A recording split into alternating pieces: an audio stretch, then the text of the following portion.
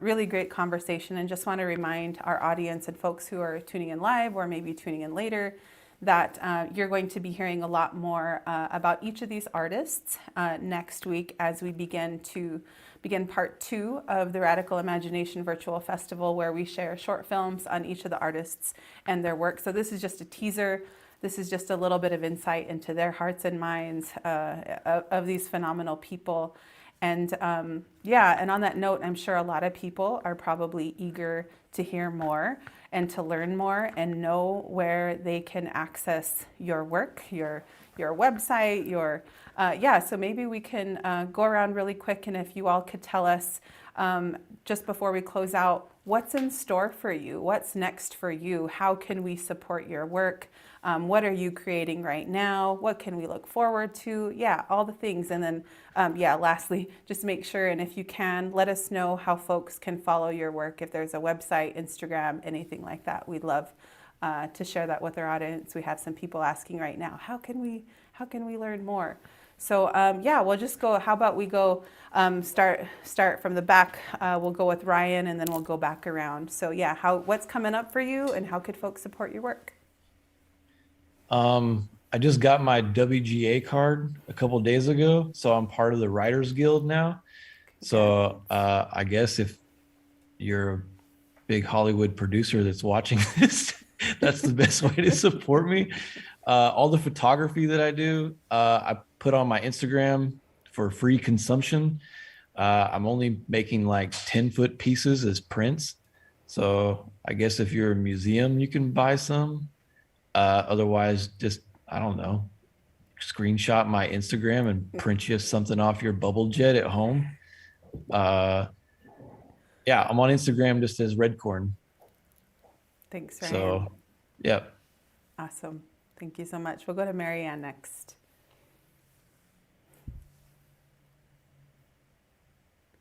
Thank you.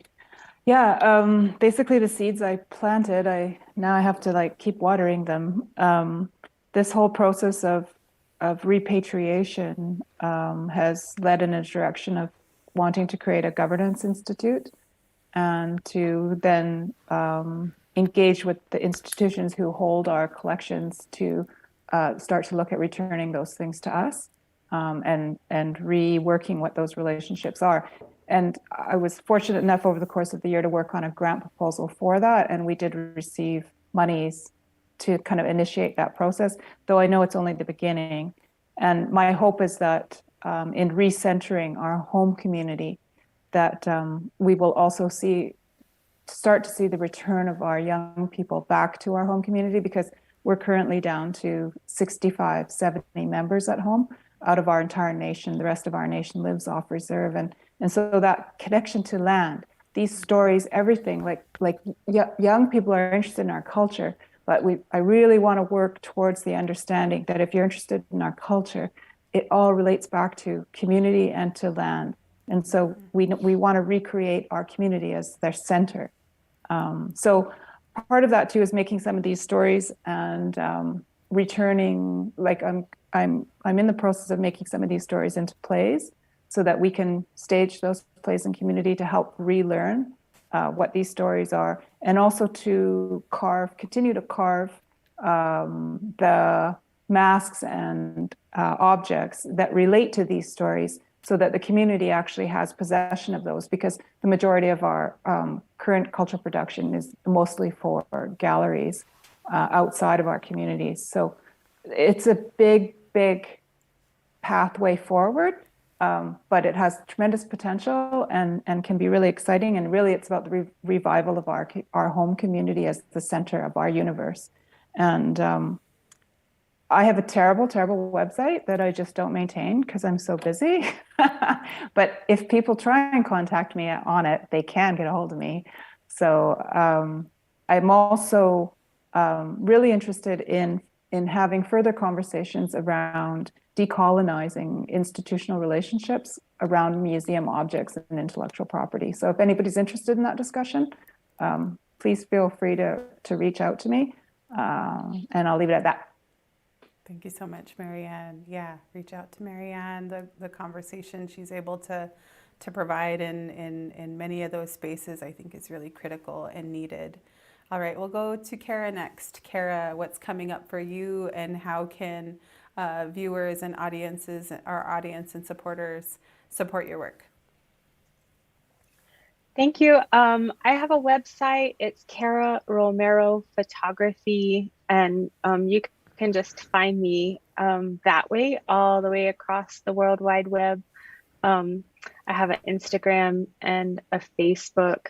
I do sell prints of my photographs at different levels. And so those are all available through my website. And let's see, this upcoming year, I have lots of big stuff. It's all taken me further than I ever imagined. And so I guess if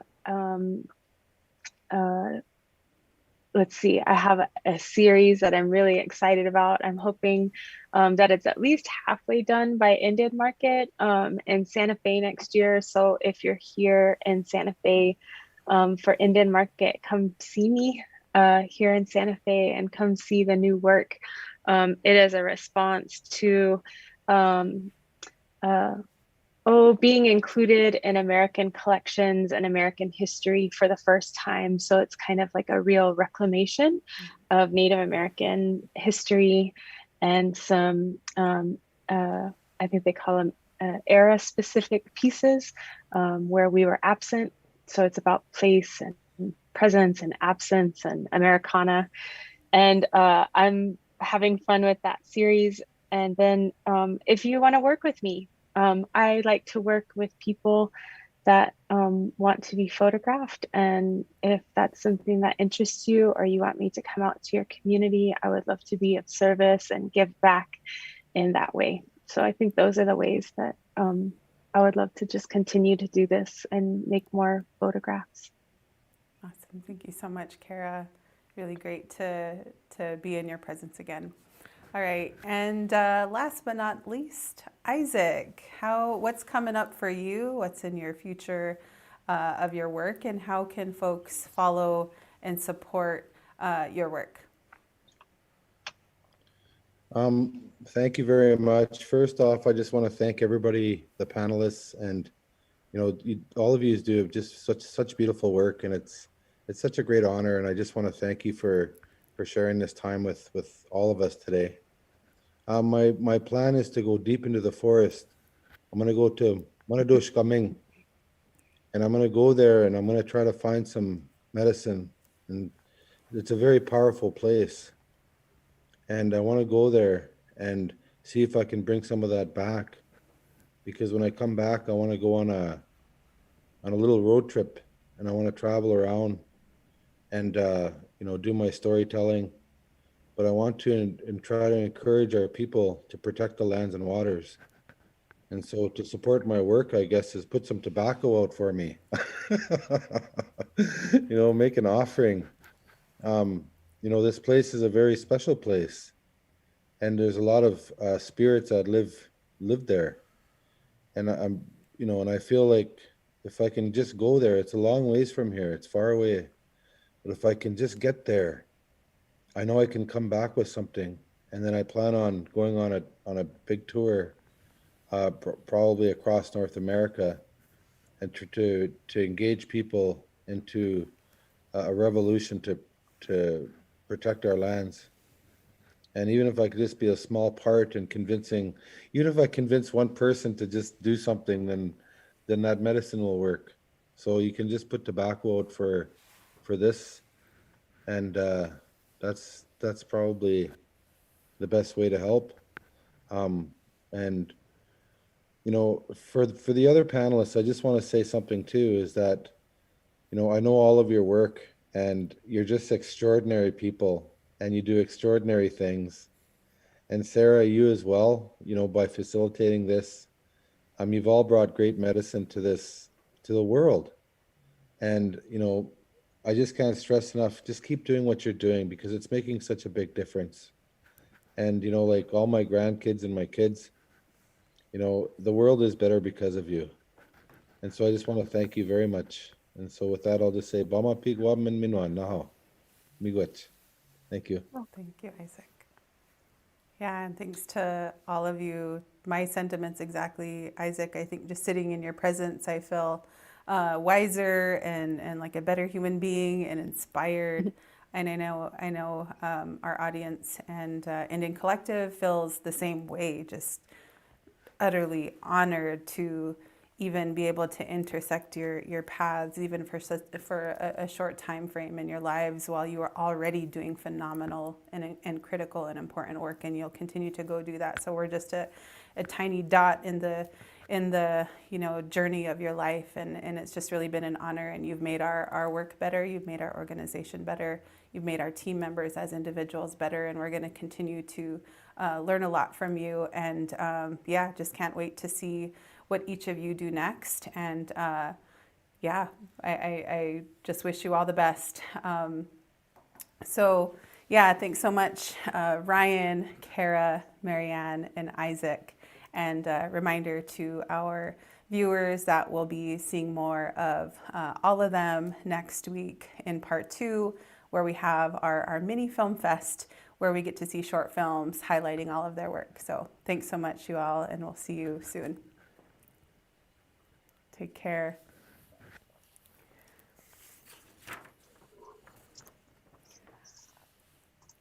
All right. Well, thanks so much, everyone, for joining another really phenomenal panel. All of the artists and storytellers there were, as you, I'm sure, experienced yourself, just deeply committed to doing work that creates the change that our communities are really so ready for, and they do it with such heart and intentionality. And just hope that a little bit of the inspiration that they shared on today's conversation plant seeds within your hearts, your minds, your communities to go out and create. The opportunities are aplenty. They're in the land, they're in the community, they're in our elders, our youth. Just really excited. And a reminder that after this program, we're going to take a break, and then at our last program of the day will be at 4:00 p.m. Mountain Time, where we'll hear from our last 3 radical imagination artists and storytellers, Denali Hajden, Hinale Moana, and D.A. Navadi. And also there will be performances by 2 incredible Indigenous performers, Frank Wong, Sichangu Lakota hip hop artist, and Tanea Winder, a fellow Shoshone. I'm so happy that there's going to be another Shoshone and Paiute person closing out our programming with some spoken word. So we'll actually be getting in our last program to experience some of the art of some other Indigenous artists. And last but not least, before we close out, just want to acknowledge the production work that went into creating today's programs. We got some folks behind the scenes today operating the cameras in the production room. We got folks that have been working on pulling this production together over the past several months and years. So some of them with us today, some of them zooming in from afar. So I'm just going to read through our credits. Today's show is made possible by a dope production team behind the scenes, Lorenzo Serna, live producer and NDN Collective's director of tactical media. Thank you so much, Lorenzo. Sometimes you see Lorenzo in front of the camera. Lorenzo is phenomenal. Willie White, executive producer and NDN Collective's head of content and production. Thank you so much, Willie. Just beautiful work and storytelling that Willie does as well. Jordan Breen, show graphics and NDN Collective's creative director, and Jordan was also on the first program with a performance as well. And then on socials in the chat, Steph Vieira, NDN Collective social media manager, and a special thank you to NDN Collective's foundation team, who even created and pulled together these phenomenal artists. So a special thank you to Gabby Strong, managing director of NDN Foundation, Tina Kukan, director of grant making, Janet Malin, program officer, Penelise Droz, program officer, Nicole Yanis, program officer, Billy White, grants manager, Dakota Jim, capacity building coordinator, and Tiana Begay, program associate. Many of our artists have probably interfaced with them, but they're behind the scenes making this dream work. So thanks so much, everyone. And we'll see you at 4 o'clock Mountain Time for our last program of the day of part 1 of the Radical Imagination Virtual Festival. So we'll see you soon.